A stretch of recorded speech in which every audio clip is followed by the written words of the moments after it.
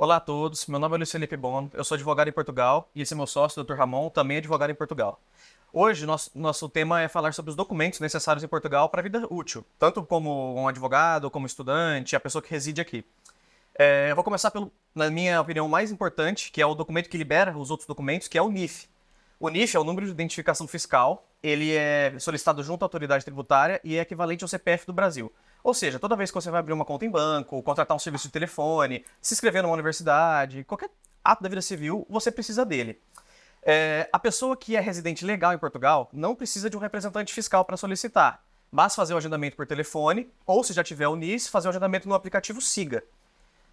Para a pessoa que não tem a residência legal em Portugal, a pessoa que está no Brasil, em outro país, que pretende migrar para Portugal, ou que veio para Portugal e ainda não está com toda a sua situação legalizada, ela precisa de um representante fiscal, que é uma pessoa que vai fazer o pedido por você e se tornar um representante de comunicações. Ou seja, todas as comunicações que a autoridade tributária fizer com você será através desse representante. Esse representante tem a obrigação de lhe passar todas essas comunicações. O que muita gente confunde, né? Porque as pessoas têm a impressão de que a representação legal ligada ao NIF, ela tá ligada a uma representação quase que como uma responsabilidade Não.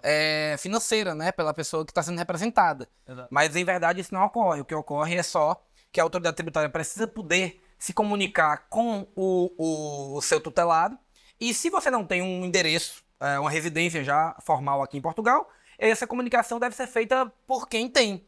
E é importante mencionar também que isso é um requerimento que é feito até para quem é português. Sim. O próprio português que nasceu aqui, que tem NIF, se ele precisar se ausentar do país por mais de 6 meses, ele também precisa nomear um representante fiscal para que o represente no período em que ele não estiver com residência legal em Portugal. Exatamente. E para essas pessoas que têm um representante fiscal e que moram já em Portugal, elas têm um prazo para tirar essa representação sob pena de sofrer coimas. Coimas são as multas em Portugal.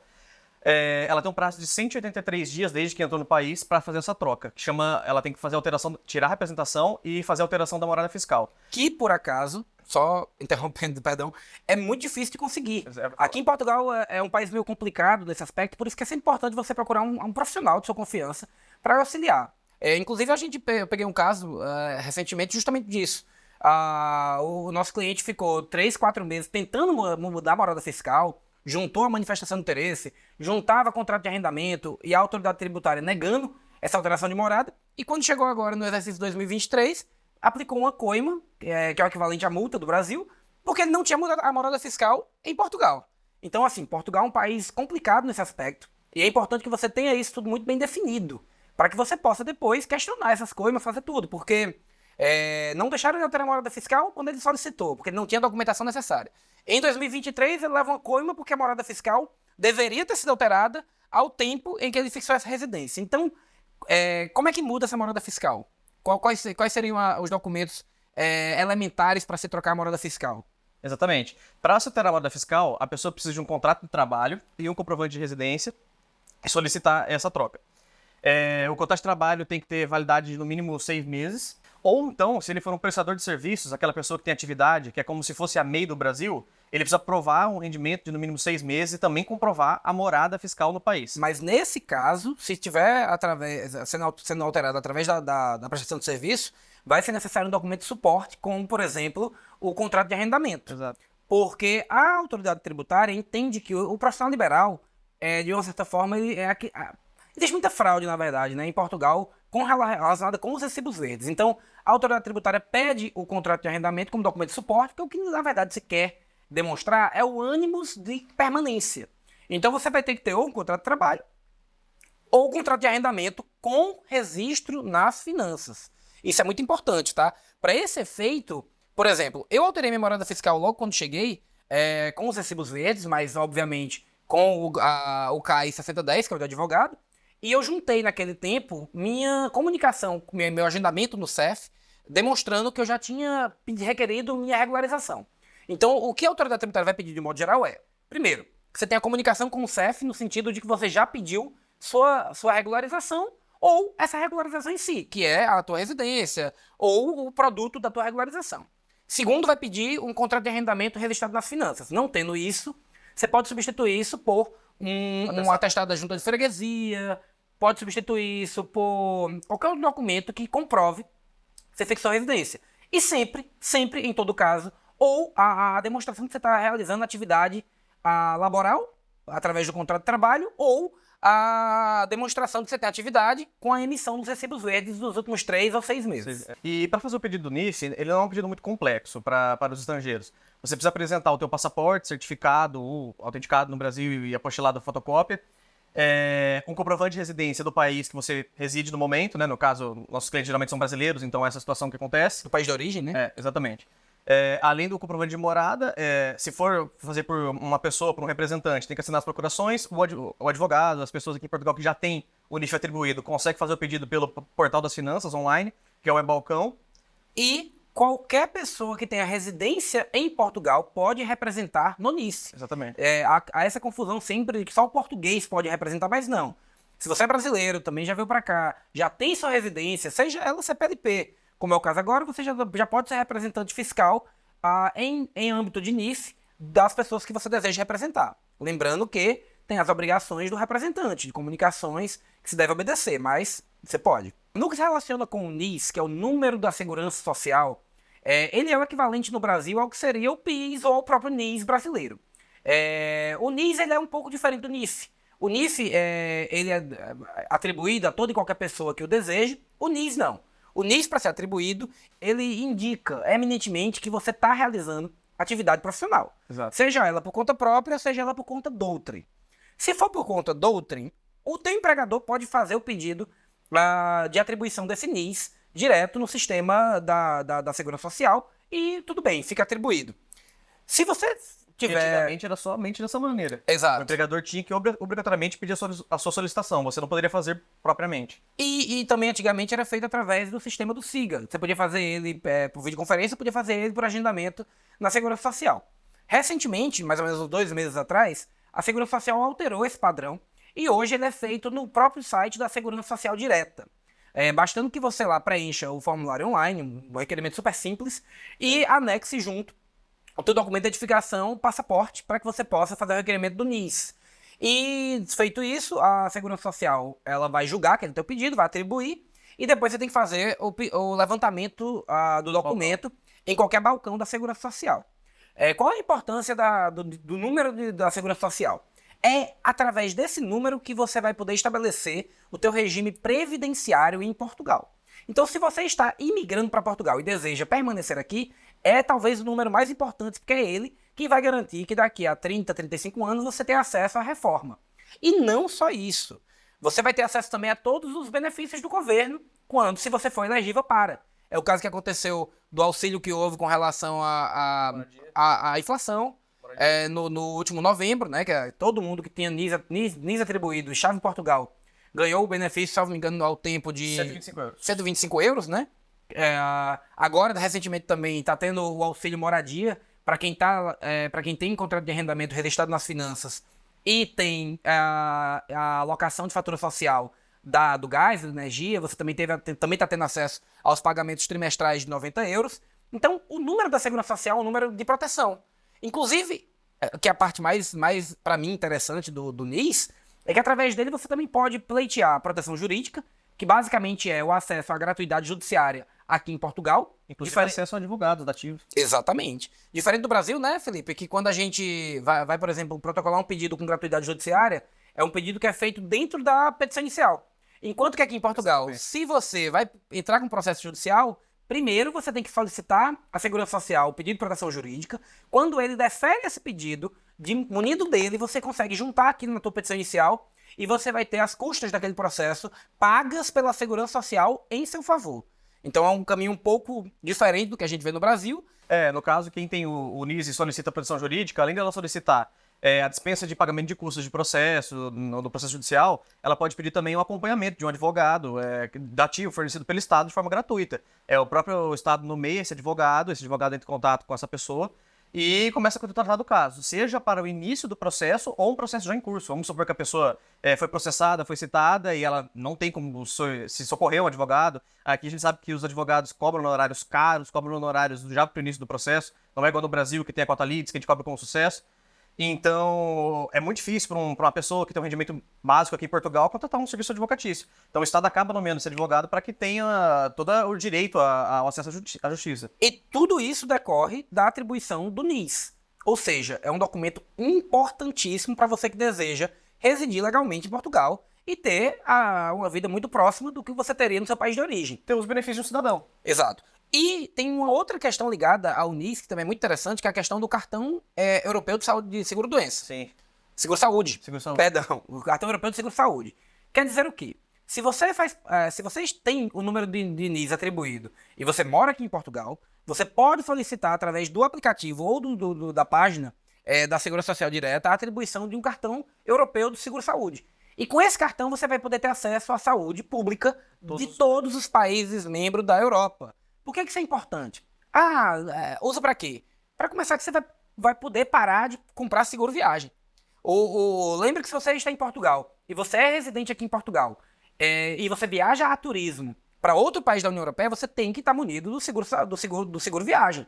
Se você tiver acesso ao cartão europeu de seguro-saúde, você não precisa, porque obviamente você já está acobertado pelo Sistema Nacional de Saúde em Portugal, propriamente dito, e dentro da União Europeia. Então, é realmente um dos documentos mais importantes para se perquerer aqui em Portugal. É um dos documentos que mais se ignora, né? E que antigamente era talvez o documento mais difícil de tirar. Exato. Lembrando que, tá? O mero fato de você deter esse documento não vai gerar contribuições previdenciárias. Só vão se gerar contribuições previdenciárias se você realizar atividade profissional. Seja ela independente ou por conta do outro. Então, não tem medo de tirar o documento. Você está em Portugal, você tem que ter. No Brasil, todas as pessoas já nascem com esse documento atribuído. Na verdade, não nascem com o documento atribuído, mas a partir do momento que eles começam a vida profissional, o documento é atribuído. Por exemplo, no Brasil, se você é advogado e você vai ter contribuições facultativas enquanto advogado, vai ser gerado o número de NIS ao qual sua conta vai estar vinculada. Eu acho que para NIS, a única coisa que ainda fica faltando falar dentro do contexto é que o Brasil tem um tratado com Portugal de reciprocidade das contribuições previdenciárias. Exatamente. O que quer dizer que também é muito importante você ter esse documento, porque o tempo de contribuição que você tiver aqui em Portugal pode ser levado para o Brasil para fins de contagem de cotas de contribuições previdenciárias. Isso é importante porque imigrei para Portugal, passei 10 anos trabalhando em Portugal. Perdi meu tempo de contribuição no Brasil, caso eu volte? Não.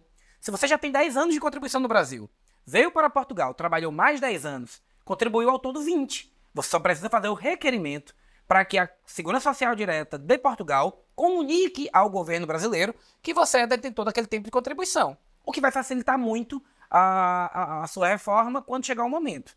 E, o que é mais interessante, doutor Felipe, também é feito o contrário.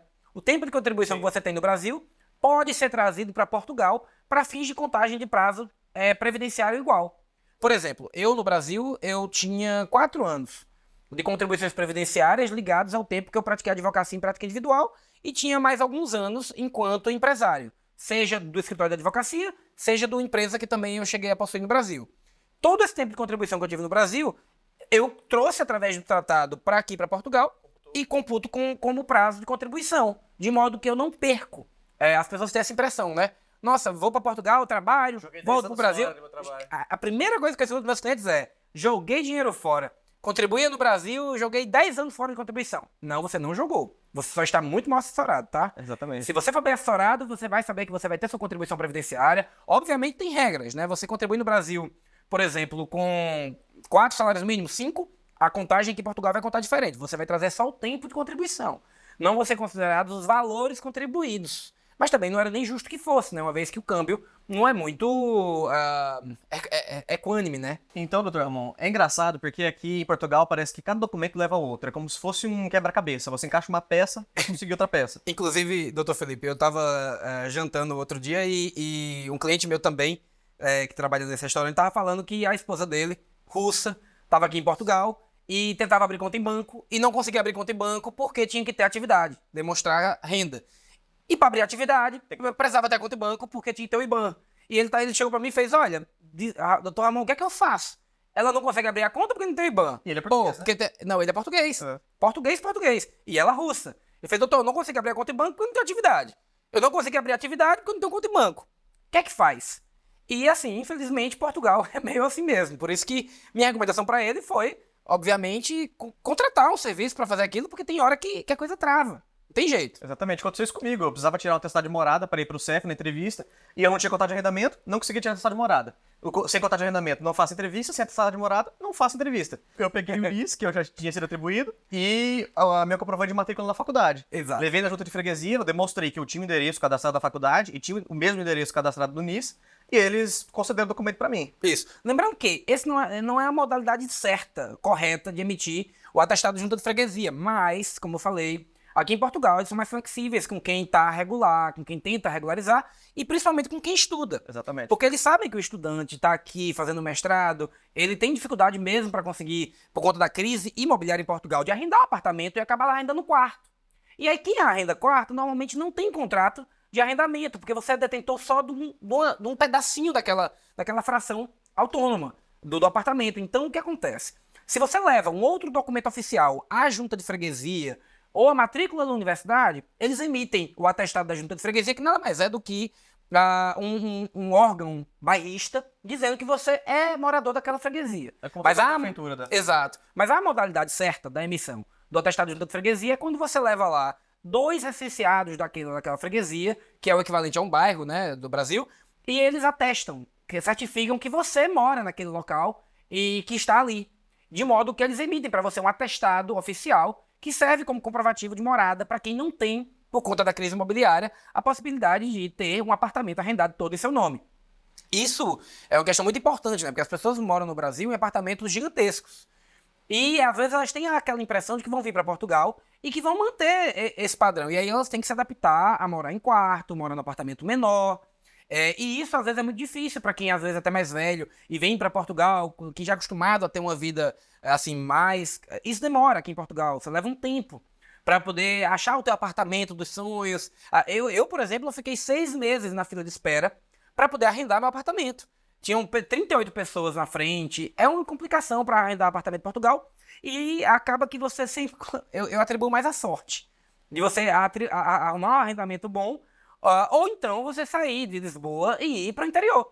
É o caso de 2 amigos da gente que a gente tem também. Quando chegaram aqui em Portugal, tiveram a mesma dificuldade de conseguir um arrendamento interessante, legal aqui em Portugal, aqui em Lisboa. E foram morar numa cidade aqui próxima chamada Alcochete.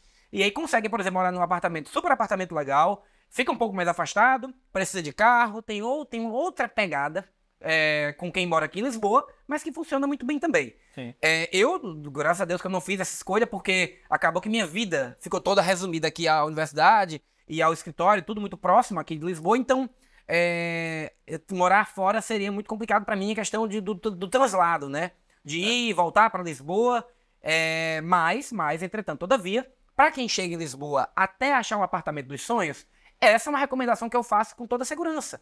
Pega um apartamento na Zona Sul, pega um apartamento um pouco mais fora de Lisboa, porque você vai ter tempo de procurar alguma coisa minimamente interessante. E vai pagar bem mais barato. E vai pagar bem mais barato, vai poder ter menos constrangimentos para fazer a alocação, né? Sim. Porque no início aqui eles pedem carta do amor verdadeiro, escrita à mão, carta da independência, doutoramento do casal, 82 calções. 1 ano pago de arrendamento. Um ano pago de arrendamento. Então, para você ficar menos refém desses arrendamentos da zona urbana mesmo de Lisboa, inicia num canto mais afastado, porque aí você vai dar tempo de criar renda, ter imposto de renda em Portugal, ter conta em banco, ter tudo certinho, porque quando você vier para um arrendamento a sério, no canto que você quer morar, você já vai ter toda a documentação necessária. Exatamente. A partir do momento que você tem os documentos que nós estamos mencionando no vídeo, alugar o apartamento torna-se algo muito mais simples. Porque você é um cidadão, você está regularizado, você demonstra que você trabalha, tem rendimentos. E aí, nenhuma empresa vai te tratar como imigrante. Exatamente. As pessoas confundem muito isso, achando que Portugal é um país xenófobo, é um país que trata o imigrante de forma ruim. Eu, sinceramente, não acho isso. Eu acho que o imigrante tem 2 tipos. Tem um imigrante que vem pra cá e ele pensa, como é que eu me integro nessa sociedade, como é que eu vou estar aqui, e é o cara que quer pagar os impostos, é o cara que vai tirar a documentação, é o cara que vai tentar fazer uma qualificação profissional para poder ter acesso ao mercado de trabalho condigno. E tem um imigrante que vem pra cá e ele só pensa o que é que ele pode tirar do país. Esse imigrante que não tem interesse de regularizar, de ajeitar, de alguma forma misturar-se com a sociedade, ele sofre xenofobia. E não é xenofobia. O que, na verdade, ele não tem é uma adequação correta. Mas as pessoas que eu conheço que vêm pra cá e tentam ter tudo certinho, dificilmente você vão ter quadros de xenofobia, de preconceito, ou de tudo, porque é diferente. Exatamente. Na realidade, Portugal é um país, querendo ou não, organizado. Ao mesmo tempo que não parece, ele é organizado. E a questão de segurança para quem é dono de um imóvel é simplesmente a pessoa que não tem nenhum documento, que não trabalha, que não estuda aqui, como que eu vou arrendar, sabendo que daqui 3 meses ele pode ir embora, deixar um contrato, e eu tenho que me preparar em renovar o apartamento, reformar, trocar os móveis que ele de alguma forma variou. Então é uma questão própria de segurança do locador. Ou mais importante, né? A pessoa, quero trabalhar em Portugal. Como é que você vai ser contratado aqui em Portugal se você não tem um CPF português? Se você não tem um número de segurança social? Então as pessoas têm que entender que elas estão fazendo um processo migratório. Isso exige preparação, organização e gasto financeiro para tudo isso. Sim. Como é que você vai ser contratado, doutor Felipe, se você não tem NIF para colocar o contrato no seu nome? E é o que acontece com nossos clientes. Tem clientes que estão há 5, 6 anos em Portugal e não tinham nenhum documento. E aí ele teve uma experiência muito ruim. Por quê? Porque sem documento você não faz nada. Não tem como você ser um cidadão. Mas esse é um preconceito, por assim dizer, que você também só vai sofrer no Brasil. Se você está no Brasil e não tem CPF, não tem carteira de trabalho, não tem número de segurança, não tem nada, nem vacinar você vacina, nem por Covid. É isso que eu estou querendo que você entenda. Se você tem uma preparação, quer organizar sua documentação, sua papelada, você vai ter uma vida condigna em ambos os países. Mas se você não tiver, você vai ter autofobia dentro do próprio Brasil. Porque você não tem documentação no próprio Brasil, como é que você vai ser contratado? Minha mãe ela é empresária no Brasil há 30, 35 anos. Todo mundo no Brasil tem carteira de trabalho, todo mundo no Brasil tem CPF, todo mundo no Brasil tem documentação, tem conta em banco. As pessoas chegam aqui em Portugal, vão ser contratadas, não tem uma conta em banco. Como é que a pessoa vai lhe pagar? Aqui em Portugal as pessoas não pagam em dinheiro em mãos. Aqui em Portugal, até por uma questão tributária, a empresa tem que declarar o seu gasto, porque abate no imposto de renda da empresa. Então, ela só vai lhe pagar se você puder emitir um mínimo, que é um recibo verde para ela poder contabilizar você como custo. Porque para ela é interessante declarar que você foi custo para diminuir os impostos. É diferente do Brasil, em que essa contratação é caríssima, porque a carga tributária do Brasil é desumana. E se for um contrato de trabalho, da mesma forma que vai ser abatido como custo, mas para ter um contrato de trabalho você tem que ter o NIF, tem que ter a segurança social, tem que ter a conta em banco, porque tudo isso são informações que vão estar constantes do teu contrato de trabalho. Exatamente. E no tocante aos recibos verdes, o documento que ele permite emitir essas faturas, essa nota fiscal do serviço que você presta, é atividade. Atividade, para ser aberta, é necessário que você apresente o NIF e a conta em banco. A conta em banco você só tira também com o NIF. Então é aquilo que eu comentei anteriormente do joguinho, do quebra-cabeça. Com a conta em banco e o NIF, você faz a solicitação da atividade e se torna um prestador de serviço em Portugal. Nos mesmos moldes do que você fez para o NIF. Sim. Lembrando que, se você já não tem mais representante legal no NIF, você pode, no próprio sistema da autoridade tributária, no portal de serviços da AT, fazer o requerimento de abertura de atividade leva 3 minutos. Não mais do que isso. Exatamente. É gratuito. Né? É gratuito. Você não precisa de um profissional para fazer isso para você. Mas você precisa regularizar a sua situação. De modo que, a partir do momento que você abre a atividade, você informou para o governo que você iniciou uma atividade profissional. Por exemplo, nós advogados, vamos abrir atividade pelo 6010, que é a atividade de advogados. Se você não é advogado ou tem outro tipo, você vai poder abrir pelo 1519, outros prestadores de serviço. Se você é manicura, pedicura, tem outro código para você abrir. Mas isso é muito simples de verificar. Você pode fazer uma seleção que você clica e vai lhe dar opções, então você vai escolher a que melhor adequa ao que você pretende realizar. Lembrando que tem algumas atividades que são excluídas da possibilidade de se abrir como atividade. É o caso, por exemplo, do que acontece com quem é tatuador. Quem é tatuador, por exemplo, por a questão de a segurança do trabalho, tem que abrir de fato uma empresa para aquilo. Então tem alguns ramos que não permitem abrir atividade, mas a maioria das prestações de serviços independentes permite. E você abre no próprio portal de serviço. Se você não tem representante legal, você tem que pedir num posto da autoridade tributária, munido de um representante fiscal para isso também, e você vai conseguir abrir sua atividade e regularizar essa parte da sua vida. Feito isso, você consegue emitir os famosos recibos verdes, que vão dar ensejo por exemplo, sua regularização pelo artigo 89 pelo artigo 89, que permite que você protocole sua manifestação de interesse. Exato. Então, a questão da atividade, as pessoas que emitem essas faturas, elas têm alguns impostos a pagar, igual no Brasil. No caso, a contribuição social, né, com a Previdência. No primeiro ano, essa pessoa que abre a atividade é isenta, ela não precisa pagar. A partir do segundo ano já tem a custa, são 11%, é 11% do valor total faturado. E além disso, como que é o prestador de serviço, há o pagamento do IVA. O IVA é o Imposto sobre o Valor Agregado, é um imposto global aqui em Portugal, e ele é no patamar de 23%, e os prestadores de serviços, eles têm que cobrar isso junto com o valor do serviço. Ou seja, quem paga não é o prestador de serviço, sim o cliente. Na realidade, é o seu valor do serviço mais o IVA. Quer dizer, é o imposto sobre o valor acrescentado, ou seja, acrescenta-se do valor da venda.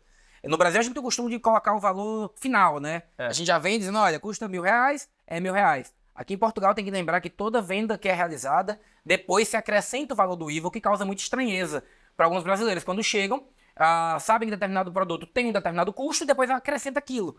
Se o seu serviço custa €1.000, ele vai custar €1.230. Lembrando que existe uma isenção, tá? Para o IVA, que está ligado ao valor de €13.500 por ano. Ou seja, você só vai emitir IVA se você passar desses €13.500 por ano, e para o imposto de renda, que também é calculado do mesmo aspecto, se você passar de €8.600 por ano. Então, até esse limite, que é bastante, tá? Lembrando que o salário mínimo aqui em Portugal são €760. Então, se você chegar a emitir mais do que €13.500 de recibo verde por ano, parabéns, você faz parte de um seleto grupo de brasileiros ou de estrangeiros que conseguiu ter muito sucesso aqui em Portugal, até porque esse valor é um valor considerável para você ter uma vida muito boa aqui em Portugal. Estando de porte do seu NIF, tendo o seu NIS, tendo sua atividade aberta ou seu contrato de trabalho, você vai poder... E seu atestado de morada. Seu atestado de morada ou seu contrato de arrendamento com registro nas finanças, você vai ser um dos felizardos da famosa autorização de residência. Exato. Ou seja, existem várias modalidades de emissão, né, da autorização de residência. Vamos começar falando por setor, né? A primeira forma de emissão de autorização de residência é através da via estudante. Ou seja, se você está matriculado num curso superior, se você está matriculado num curso profissionalizante, vinculado ao IFP, ou se você está matriculado no secundário, aqui em Portugal, você está elegível para aplicação pelos artigos 91 e 92 para pedir autorização de residência via estudos. Lembrando que, se você está do Brasil, a formatação correta de se fazer isso é através da aplicação de um visto de estudante, munido do qual você viaja para Portugal e, certamente, é a forma mais rápida de você regularizar essa situação, porque você já vem com agendamento no Serviço de Estrangeiros e Fronteiras realizado. Excelente. Você também pode estar como turista em Portugal, ser aprovado numa dessas modalidades e fazer um agendamento por telefone no Serviço de Estrangeiros, no CEF, no Serviço de Estrangeiros e Fronteiras, e pedir a sua marcação, por assim dizer, para que você seja deferido também a residência de estudante. Ela atualmente é emitida com um prazo de validade de 2 anos, renovado por um período de 3, se você permanecer e concluir o ciclo de estudos. E para a entrevista é necessário apresentar vários documentos, como nós já dissemos, NIF, NIS, comprovante de rendimentos... que é esse ponto, né? de morada. Esses documentos todos são importantes por quê? Até então você pode fazer a marcação sem documento algum. Sim. Mas se você for até o CEF sem esses documentos, provavelmente você vai ter o seu pedido de residência negado, porque você não está com sua situação fiscal, sua situação de morada, sua situação de renda regularizada. Lembrando que para você ter uma residência deferida como estudante, você tem que demonstrar meios próprios de subsistência. E você demonstra isso através... Pode trabalhar e estudar? Pode. Contanto que você esteja trabalhando o seu trabalho não seja incompatível com a sua atividade de estudo. O que você não pode é ter um trabalho full-time, estudar diurno e querer que o CEF acredite que você está estudando. Agora, se você está, olha, eu estudo pós-laboral, trabalho part-time durante o dia, com certeza você vai regularizar, não vai ter problema algum. Inclusive, você pode até fazer o requerimento na tua residência junto ao CEF de que seja adicionado na tua carta de residência que você tem autorização para a realização de atividade profissional. Inclusive, a maioria das empresas em Portugal só contrata se essa informação constar do seu título de residência. Pelo menos as empresas a sério.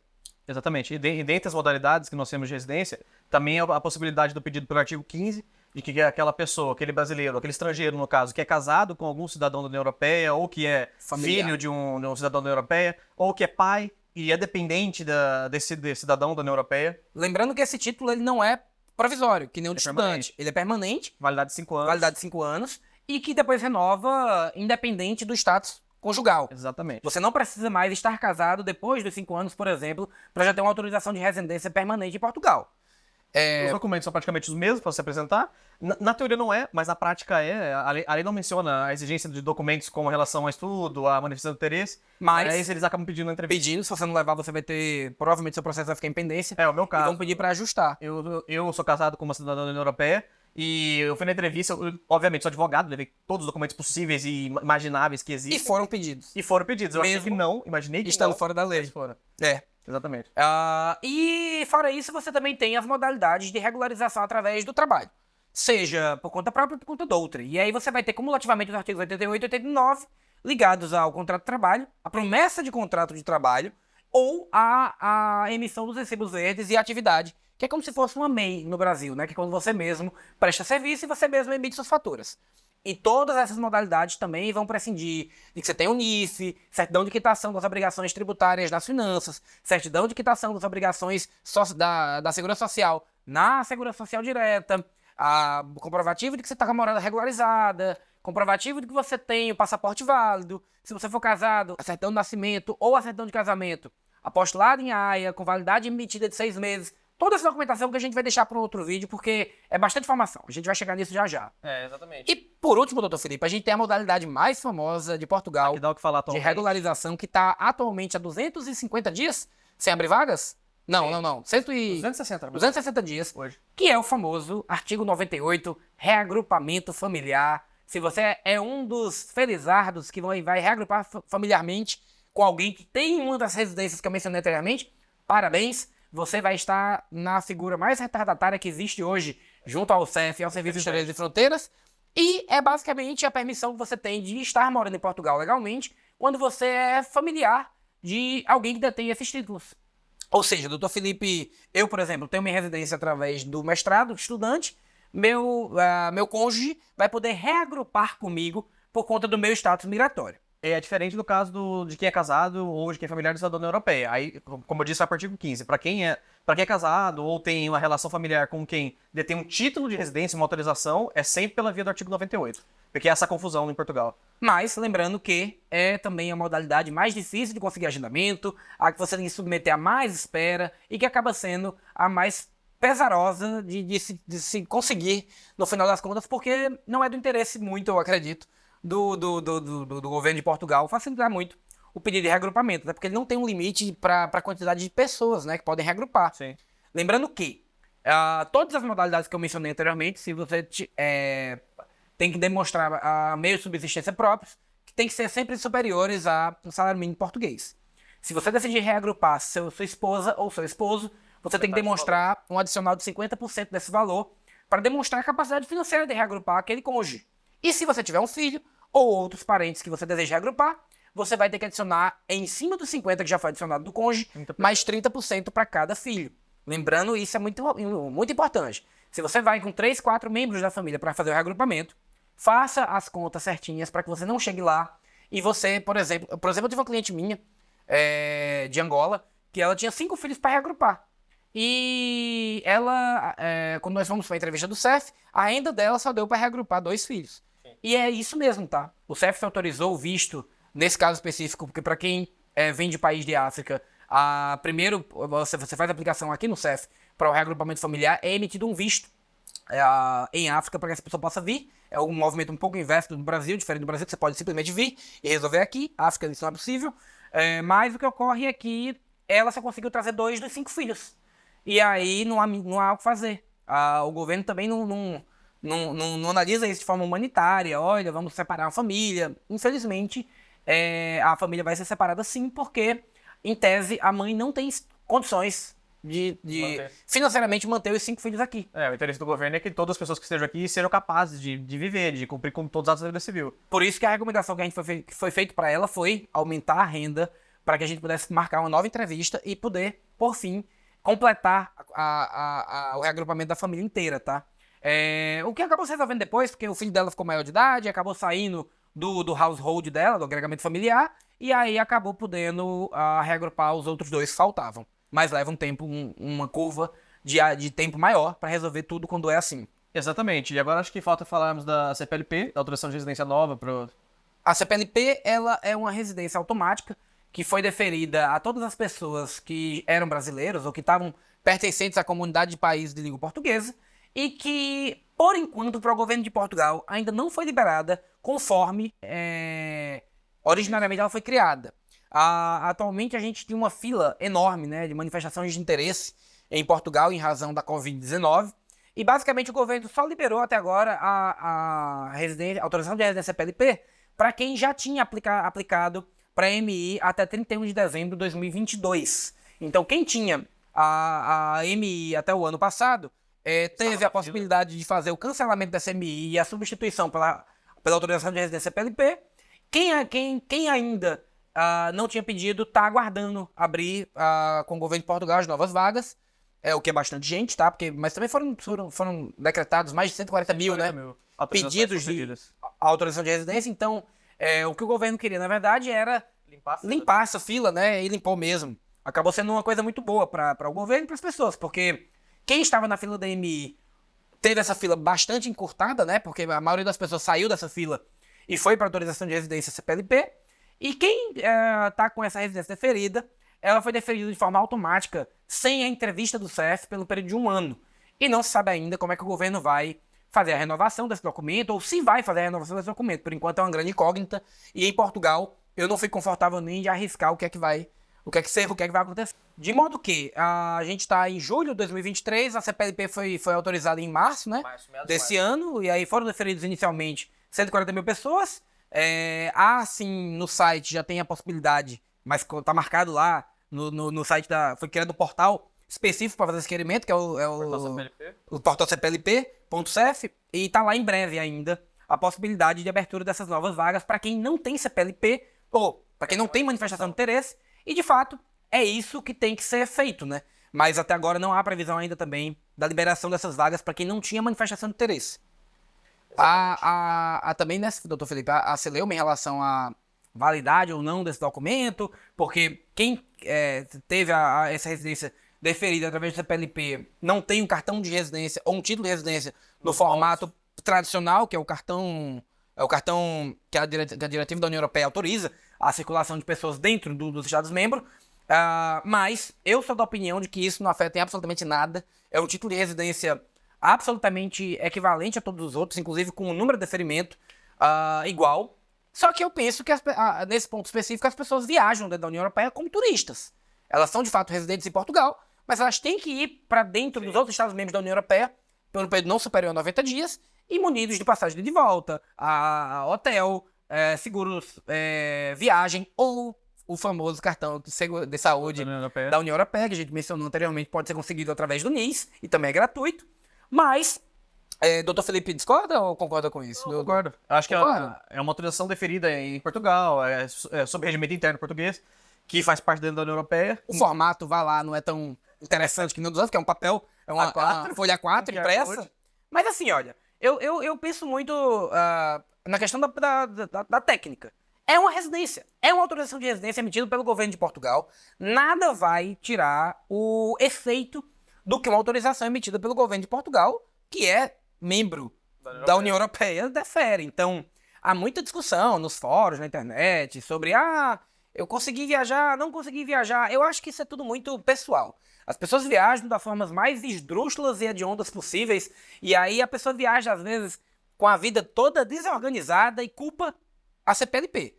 Chega lá, não levou, às vezes, sabe assim, nem a passagem de volta, e diz que foi por causa da CPLP. Olha, veja bem, você está viajando com o documento emitido recentemente, que os outros governos ainda não têm muito uma previsão do que aquilo é. E também é um documento que não é emitido com a versão em inglês, como os outros documentos que tem sempre ali uma correspondência em inglês. Então você tem que lembrar assim, olha, se você está indo para a França e leva um documento em português, é óbvio que o atendente lá do posto de fronteira vai ter mais dificuldade de entender até o que está escrito ali. Por isso que talvez ele vá te gerar mais justificativas, explicações, etc. Porque é um documento de formato novo, é um documento que não tem uma formatação muito internacional, e aí você pode ter complicações na hora da entrevista, mas eu acredite, muito mais ligadas às suas respostas e à forma como você se comporta nesse momento do que ao próprio documento. Se você viaja com autorização de residência CPLP, mas você tem segurança de que você está indo mesmo a turismo, tem passagem de volta, demonstra aquilo tudo, eu acho virtualmente impossível você ser barrado no posto de fronteira. Exatamente. E só para terminar aqui o gancho em relação à autorização de residência, munido dessa autorização, sendo deferida, você pode pedir também a aplicação do Estatuto da Igualdade. Muito que bom. ele vai conferir os deveres e direitos para aquele cidadão brasileiro. Lembrando, é somente para cidadãos brasileiros. Solicitar esse cartão cidadão, que é o documento que o português porta, só com a diferença que lá está escrito que é só na cidadania brasileira. Só essa diferença? Só, mas assim, Poxa, né? é uma- Um dia chegamos no Uma português. diferença, uma diferença maravilhosa. Ela só vem falando que você é brasileiro, não é português. Mas é um documento que o português utiliza, é o cartão cidadão, é o RG deles aqui. Exato. Então, com esse documento, facilita muito a vida no sentido de tanto de viagens quanto de.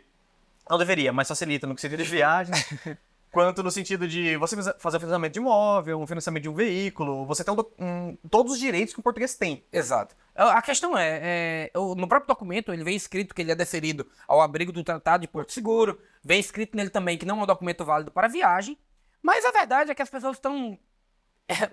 É um documento português. Facilita muito o seu deslocamento dentro da União Europeia, a abertura de contas, o que você for preciso. Eu, por exemplo, depois do meu, quando eu fui abrir conta no Banco BPI, eu só entreguei meu cartão, ela colocou no computador, ele tem um chip que lê todas as informações, abriu a conta automático, eu não tive sequer que informar nada, fazer nada. É um cartão que vai te dar todos os direitos de um cidadão português, né? Direitos e deveres. Direitos e deveres. Exatamente. E lembrando que depois de 3 anos detentor do cartão de cidadão através do Estatuto de Igualdade, você vai poder também pedir o Estatuto de Direitos Políticos. E aí você vai poder, inclusive, votar em Portugal nas eleições e ter todos os direitos realizados. Para fazer esse pedido, até o mês de junho, agora, 2023, você tinha que fazer primeiro um agendamento no consulado brasileiro em Portugal, pegar o teu certificado de nacionalidade, munido dele, e para isso você precisaria ter, obviamente, uma certidão de nascimento ou de casamento atualizada e apostolado em Haia com menos de 6 meses. Perdão, não precisa apostolamento em Haia porque você tem um consulado brasileiro, pode ser uma certidão normal. Mas munido desses 2 documentos e do teu título de residência, que é o mais importante, você vai enviar aquilo ali para o CEF, ele vai fazer uma publicação no Diário da República explicando que você foi deferido a qualidade de brasileiro com o estatuto. Obrigado. Aquilo é enviado para a Conservatória de Registros Centrais, eles vão fazer a lavratura do registro de Estatuto de Igualdade, e com aquilo você só se dirige a um IRN qualquer e pode fazer a solicitação do seu cartão cidadão. Você pode pedir ele nas modalidades de urgência, urgentíssima e normal, de modo que ela é entregue com 7, 14 ou 30 dias, e depois disso tá feito. Lembrando que o teu cartão cidadão ele vai ter sempre a validade do teu título de residência, nunca superior a ela. E dando seguimento para aqueles nossos colegas que são advogados, que estão vendo nossos vídeos, alguns desses documentos são necessários também para se inscrever na Ordem dos Advogados. Nomeadamente o NIF, o Número de Identificação Fiscal, você obrigatoriamente tem que ter, independente se você vai solicitar a Ordem do Brasil ou em Portugal, se você mora em Portugal ou no Brasil. E também o NIS não é obrigatório para o momento do pedido, mas para você atuar como advogado em Portugal é preciso, porque você tem a contribuição social, que é a CEPAS, no caso, a Caixa de Previdência dos Advogados Solicitadores, e sem esse documento, sem o NIS, você não consegue emitir os seus recibos, suas faturas. Basicamente assim, quando você é advogado, você não está alocado dentro da norma geral da Previdência Pública. Você vai ter, de fato, uma Previdência que também é pública, mas ela é especial para quem é advogado e solicitador, de modo que você vai ter contribuições que vão ser diferentes de quem está no regime normal.